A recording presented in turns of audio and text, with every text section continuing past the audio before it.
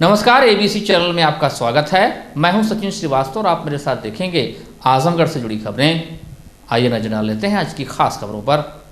खबर के प्रायोजक हैं संपूर्ण बाजार, राहुल नगर, मड़िया, आजमगढ़। सामानों पर 10 से 40% तक की छूट। Cross Valley International School, Kukulipur, Sathiyaon, Azamgarh और वुडन टच, भवनाथ, आजमगढ़। विधानसभा में नेता प्रतिपक्ष राम गोविंद चौधरी शुक्रवार को बलिया जनपद से चलकर आजमगढ़ जिले के रौनापार थाना क्षेत्र के पलिया गांव पहुंचे, पीड़ित परिवार से मिले और उनका दुख दर्द साझा किया। पूर्व सांसद रमाकांत यादव, विधायक दुर्गा प्रसाद यादव, डॉक्टर संग्राम यादव, नफीस अहमद, एमएलसी राकेश यादव, जिला अध्यक्ष हवलदार यादव सहित समाजवादी पार्टी के प्रतिनिधि मंडल ने पीड़ित परिवार को हर संभव मदद का भरोसा दिलाया। इस दौरान मीडिया से बातचीत करते हुए नेता प्रतिपक्ष ने योगी सरकार पर जमकर निशाना साधा। उन्होंने कहा कि अपने 45 साल के राजनीतिक जीवन में उन्होंने पुलिस की इतनी बर्बरता पहले कभी नहीं देखी। न सिर्फ पीड़ित परिवार के पुरुषों को पीटा गया, महिलाओं के प्राइवेट पार्ट्स में चोट पहुंचाई गई, उनके कपड़े फाड़ दिए गए और मकान को जेसीबी से ढहा दिया गया। घर में पुलिस वालों ने जमकर लूटपाट की। उन्होंने कहा कि योगी सरकार ने हिटलर और मुसोलिनी जैसे तानाशाह को भी पीछे छोड़ दिया है। राम गोविंद चौधरी ने मांग की कि दोषी पुलिस कर्मियों पर हत्या का प्रयास, मारपीट, महिलाओं का अपमान, छिनैती और डकैती जैसी संगीन धाराओं में मुकदमा दर्ज हो। इसके साथ ही पीड़ित परिवार पर दर्ज मुकदमा वापस हो और उन्हें उचित मुआवजा दिया जाए। नेता प्रतिपक्ष ने कहा कि जिस तरह से प्रधानमंत्री नरेंद्र मोदी ने सीएम योगी की तारीफ की है, उससे तो यही सिद्ध होता है कि अब प्रदेश में महिलाओं पर और अत्याचार बढ़ जाएगा। कहा कि बीजेपी सरकार में महिलाओं पर जितना अत्याचार हो रहा है, इससे पहले कभी नहीं हुआ। उन्होंने कहा कि राष्ट्रीय अध्यक्ष अखिलेश यादव के निर्देश पर वह उनके प्रतिनिधि के तौर पर पलिया गांव आए हैं और यहां से जाकर विस्तृत रिपोर्ट अखिलेश यादव जी को सौंपेंगे और मामले को विधानसभा में उठाकर सरकार को उल्टा खड़ा करने का काम हम सदन में करेंगे। उन्होंने ऐलान किया कि समाजवादी पार्टी की सरकार बनने पर पीड़ित परिवार की हर संभव मदद की जाएगी और पीड़ित परिवार को पूरा न्याय दिलाया जाएगा। और से कहता हूँ को लोग आप मानोगे, मैं ही अखिलेश यादव आपके घर आया हूँ। उनके पिताजी बीमार हैं, मुलायम सिंह यादव जी, वो वेदांता में चले गए दिल्ली। आप लोग इसके पहले भी यहाँ आए होंगे जी। पहले भी बात आप सुन रहे हैं, पहले भी बात सुने होंगे। 45-46 बरस से मैं विधानसभा की राजनीति में हूँ। मेरे भी घर कुड़की हुई है 74-75 में, जब इमरजेंसी लगी। आजादी की लड़ाई में भी जो लोग भाग लिए उनके भी घर कुड़की हुई। तो उस समय तो मैं जिंदा नहीं था, मैंने बच्चा पैदा नहीं था, लेकिन 74 की लड़ाई खुद मैं लड़ा हूँ।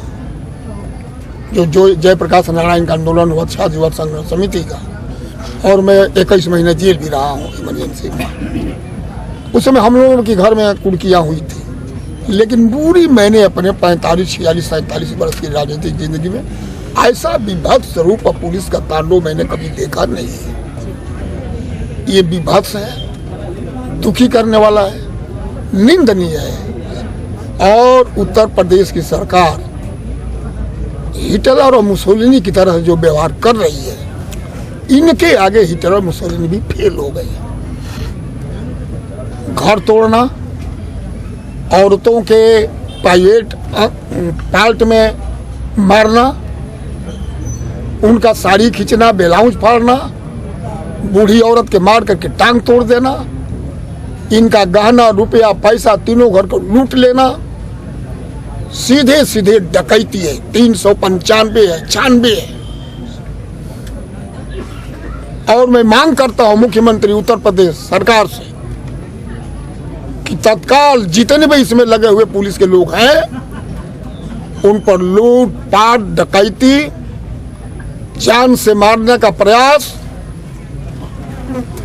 325, 307, 308, 395, 396 का मुकदमा कायम किया जाए और डकैती का। सर, महिलाओं का कहना है कि हमारा जो मुकदमा हुआ है 18 लोगों पर और 100 अज्ञात पर, वो वापस किया जाए। कुछ अभी तक कुछ हुआ नहीं। अभी तो मैं अपनी बात कह रहा हूँ ठीक कह लीजिए कि मुख्य अभी कल प्रधानमंत्री जी कहे हैं बनारस में जी कि यहाँ महिलाओं का बड़ा सम्मान है। मुख्यमंत्री योगी आज महिलाओं का सम्मान नहीं रहा और महिलाओं का अपमान अपने आंख से आप देख रहे हैं। लोकतंत्र के चौथा स्तंभ के लोग आप, अगर प्रधानमंत्री इतना सत्य बोलेंगे तो मुख्यमंत्री तो और चौगुना अत्याचार करने पर अपन आमादा हो जाएंगे। और मैं पहले भी कहा कि हिटलर और मुसोलिनी को भी उत्तर प्रदेश की सरकार, योगी सरकार, इस मामले को देकर के लगता है कि हिटलर और मुसोलिनी भी उनकी आत्मा लज्जित होगी होती कि हमसे भी तानाशाह व्यक्ति कोई आ गया इस उत्तर प्रदेश में और इन पर इनको लूटा गया, गहना लूटा गया, पैसा लूटा गया, सारा सामान तोड़ा गया, घर तोड़ा गया, कोई चीज नहीं छोड़ा गया। औरतों को मारा गया, पीटा गया, साड़ी खोली गई, ब्लाउज फाड़ा गया, एक बूढ़ी औरत को मार करके टांग तोड़ दिया गया जो हॉस्पिटल में बढ़ती है और उल्टे इन पर मुकदमा किया गया। विनाश काले विपरीत बुद्धि, अब इनका विनाश आने वाला है। पूर्व मुख्यमंत्री पार्टी के राष्ट्रीय अध्यक्ष अखिलेश यादव जी जो हमको भेजा है अपने सहायक के रूप में, अपने खुद मैंने समझिए कि वही आए हैं। मैं एक एक बात उनसे बताऊंगा और विधानसभा चलेगी तो इस मामले को उठा करके सरकार को उल्टा खड़ा करने का काम हम, संग्राम यादव, नफीस भाई, 3 विधायक यहाँ वर्तमान है, दुर्गा भाई यहाँ बैठे हैं, हम लोग और भी जो आजमगढ़ के विधायक होंगे, सारे लोग हम लोग मिलकर के विधानसभा में इस बात को रख करके योगी जी को हम लोग बताएंगे और उनको वास्तविक बात से जानकारी देंगे। अभी तत्काल मैं ये मांग करता हूं सरकार से कि पुलिस वालों के ऊपर जो इसमें संलिप्त है और जिनके जेबी से लेके आए थे वो भी, उन पर डकैती, मर्डर का प्रयास, छिनैती, तोड़ फोड़ 307 और महिला अपमान का मुकदमा कायम किया जाए। आज जो पीड़ित परिवार पर जो मुकदमा पुलिस ने किया है उसको सरकार तत्काल वापस ले और सरकार जो इनका जितना भी नाश हुआ है घर के लोगों से पूछ करके आकलन करके तत्काल उसका मुआवजा सरकार दे। सर यहाँ पर जो है बहुत से नेता आ रहे हैं, जा रहे हैं, लेकिन जो है पीड़ित परिवार को जो है कुछ नहीं मिल रहा है अभी तक। सर अब तक इस परिवार को किसी प्रकार की कोई आर्थिक मदद नहीं की गई। आर्थिक मदद सरकार करती है ना, आर्थिक मदद सरकार करती है। हम आप जो है 1000, 2000, 500, 400, 2000, 5000 दे सकते हैं। वो भी जो यहाँ के विधायक हैं कह रहे हैं कि मैं कर रहा हूँ और फिर राशन, लेकिन मदद तो करेगी सरकार। जितना नुकसान हुआ, अगर आज मुलायम सिंह यादव मुख्यमंत्री होते, अखिलेश यादव मुख्यमंत्री होते तो करोड़ों रुपया का मुआवजा देकर के तीनों परिवार को ये एहसास नहीं होने देते कि हमारे घर कोई कांड हुआ है। सर अंतिम और आखिरी सवाल ये है कि अगर इन पीड़ित परिवार को न्याय नहीं मिलता है तो समाजवादी पार्टी इनके लिए क्या करेगी? समाजवादी पार्टी इसके लिए मैंने कहा कि विधानसभा में लड़ेंगे, विधानसभा के बाहर लड़ेंगे। सरकार अगर मुख्यमंत्री होंगे, मुख्यमंत्री अखिलेश यादव जी, तो हम आर्थिक सहायता भी दिलवाएंगे। कहने को तो कोरोना काल में स्वास्थ्य व्यवस्था को चुस्त दुरुस्त करने की कवायद चल रही है और बहुत कुछ बदलाव का दावा किया जा रहा है, लेकिन धरातल पर स्थिति जस की तस है। आजमगढ़ के महिला अस्पताल में लापरवाही व मनमानी चरम सीमा पर है। महिला अस्पताल एक बार फिर से सुर्खियों में है, जहां एक बार फिर बिना इलाज के नवजात बच्चा अपनी जान गंवा दिया। महिला अस्पताल की सीएमएस का कहना है कि यहां पर NICU में 10 सामान्य बेड व 2 कोविड के बेड हैं। सामान्य बेड फुल हैं। वहीं मृत बच्चे के परिजन का कहना है कि उन्हें रानी की सराय अस्पताल से रेफर किया गया था कि बच्चा कमजोर है, इसे NICU में भर्ती करवाएं। वो लोग भागे भागे आजमगढ़ के महिला अस्पताल में देर शाम को आए, जहां पर स्टाफ का कहना था कि वो भर्ती नहीं कर पाएंगे। नवजात घंटों इलाज की आस में तड़पता रहा। जच्चा और बच्चा बेड इंगेज रहने का बहाना बनाकर इलाज करने से इनकार कर दिया। मां अपने बच्चे को गोद में लेकर अस्पताल के चौखट पर बैठी रही, लेकिन उसको अंदर घुसने नहीं दिया गया। उसको कहीं और जाकर इलाज करने को कहा गया, जबकि परिवार बहुत ही गरीब है, जिसके चलते किसी प्राइवेट अस्पताल में जाने की हैसियत नहीं थी। NICU में कोरोना के नाम से बेड तो बनाया गया, लेकिन कोविड का कोई पीड़ित बच्चा भर्ती नहीं था। अस्पताल प्रशासन में अगर संवेदनशीलता होती तो बाहर इलाज के कारण दम तोड़ रहे बच्चे को कम से कम कोविड बेड पर भर्ती किया जा सकता था। अस्पताल की CMS का मानना है कि यहाँ पर जो नॉर्म है उसी के अनुसार चल रही है, लेकिन सवाल तो उठता ही है। अपने अपने अनुरूप नियम कानून बनाने वाले डॉक्टर कब आम लोगों की संवेदनशीलता को समझेंगे। सराम ब्लॉक से हम लोग को रिफर किया गया है यहाँ महिला अस्पताल में। यहाँ पे आने पे बताया जा रहा है कि जगह नहीं है और कोई सुविधा भी नहीं मिल रहा है, जाके बाहर दिखाओ। यहाँ पे आके हम लोग परेशान हैं। क्या दिक्कत थी बच्चे के आपको? बच्चा अभी आज शाम को हुआ है 6 बजे और बता रहे हैं कि कमजोर है, तो उनको शीशे में रखने का ये उसका जो इलाज है करने के लिए रिफर किया गया है। यहाँ कोई सुविधा नहीं है, बोल रहे हैं 10 ही बच्चे का जगह है, जगह होगा नहीं है, इसलिए नहीं एडमिट ले रहे हैं। शाम से आके हम लोग बैठे हुए हैं। चलिए, फुल था पूरा, इसलिए जगह नहीं मिली और 2 बेड जो है वो कोविड के लिए रखा गया है, कोविड बच्चों को। मैडम ये जिला महिला अस्पताल है, यहाँ पे सिर्फ 10 बेड है, आपको नहीं लगता है बहुत कम है? 10 + 2 12 है ना। मैडम ठीक है, यहाँ हजारों बच्चों का वो होता है और यहाँ पर 10-12 बेड है, आपको नहीं लगता है समस्या ये?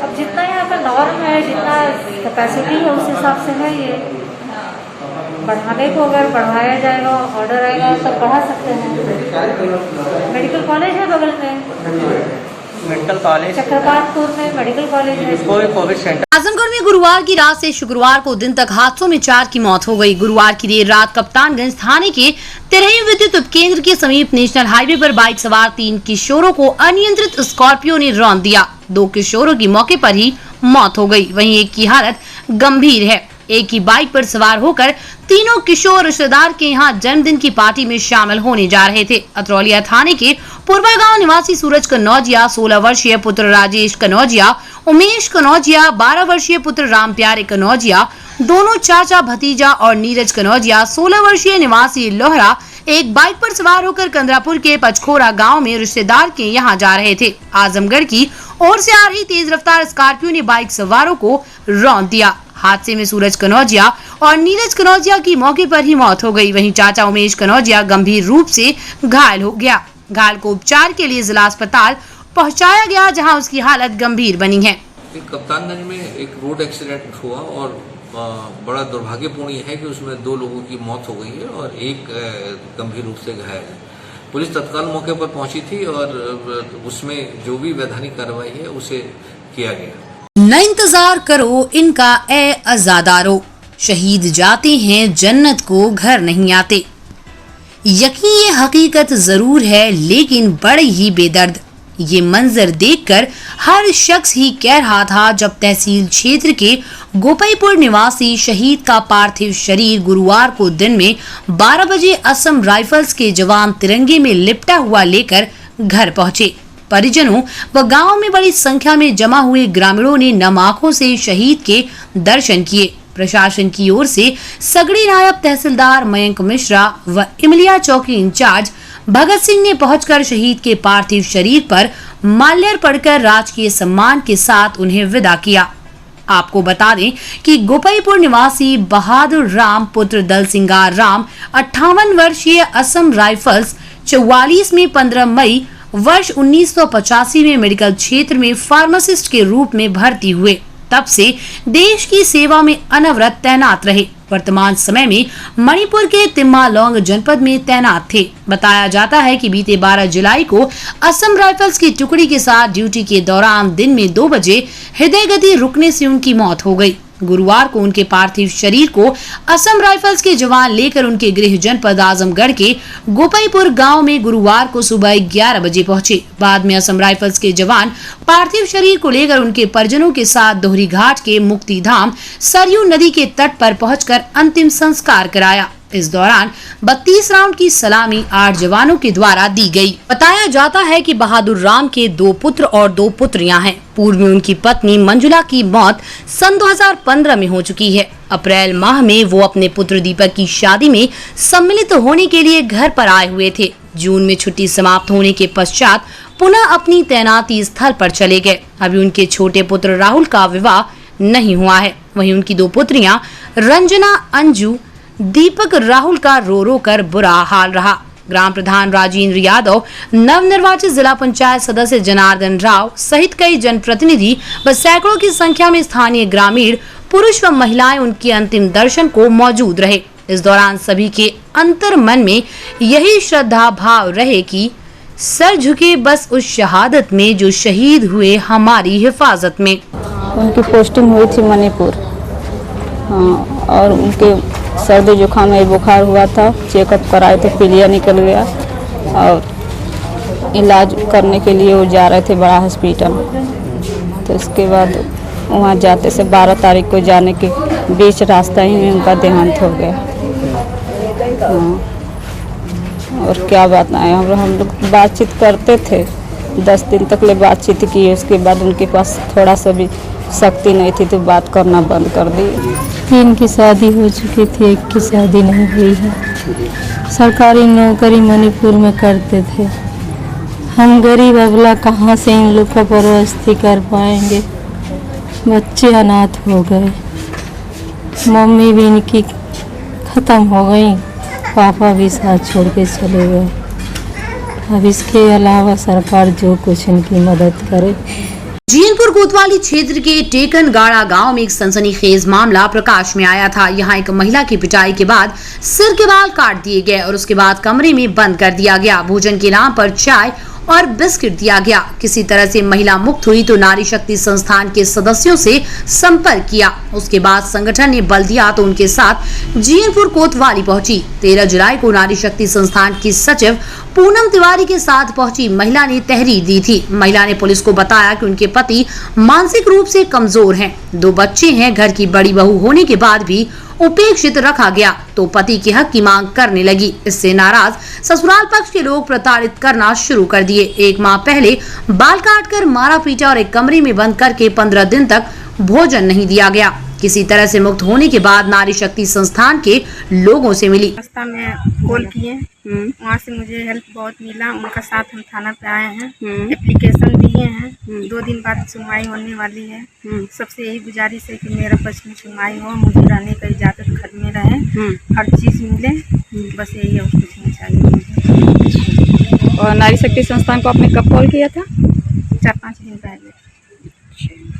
तो आप यहाँ पे आए कोतवाली में, आपकी सारी सुनवाई हो गई है? सुनवाई हुई है, 2 दिन का समय दिया गया है। मेरे घर वाले बहुत टॉर्चर करते हैं, हर चीज मतलब करते हैं, मेरे बाल तक छील दिए हैं। अच्छा, आपके ससुराल से परेशानी है आपको? ससुराल से परेशानी है, सब लोग पीड़ित करते हैं हमेशा। मुझे नारी शक्ति से बहुत मदद मिली, उन्हीं के साथ में हम आए हैं थाने पे।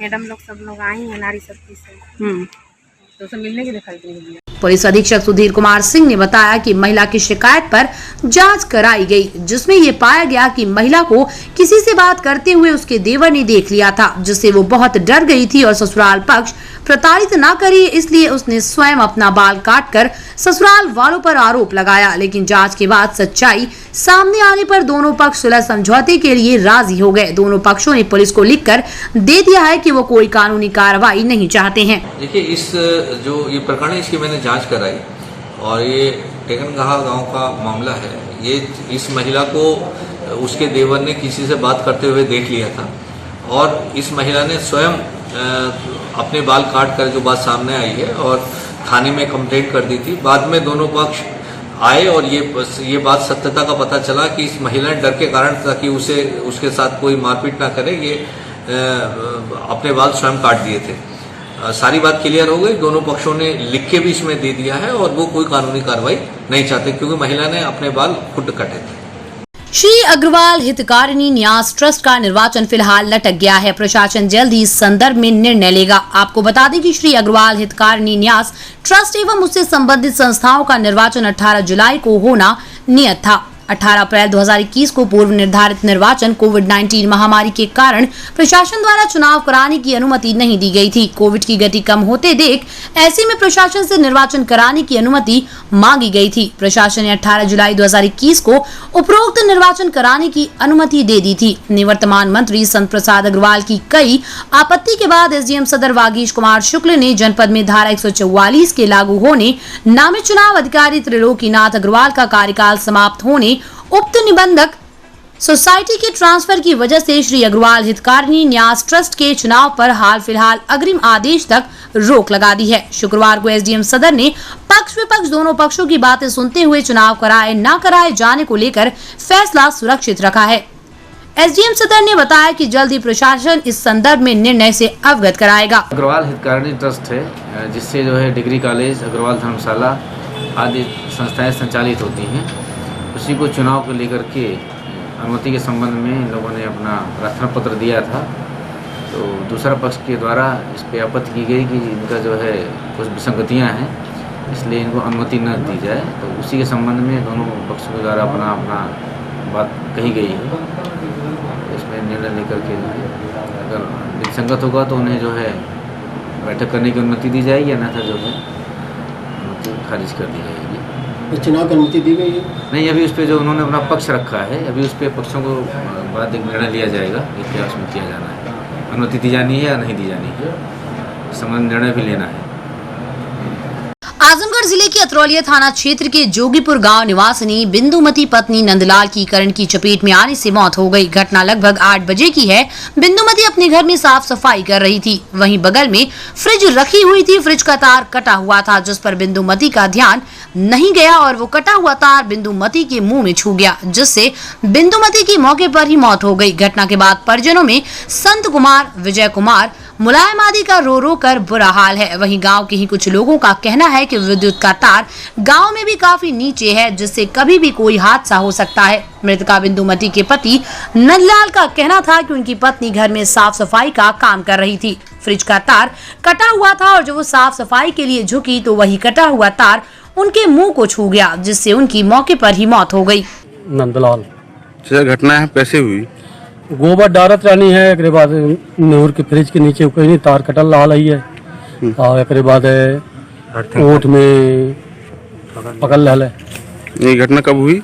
अरे करीब 7-8 बजे हुई।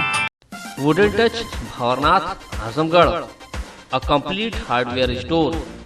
हमारे यहाँ branded plywood, flush door, designer door, PVC door, 4 mica, fancy hardware, kitchen की चिमनी एवं मॉड्यूलर किचन की एक्सक्लूसिव रेंज उपलब्ध।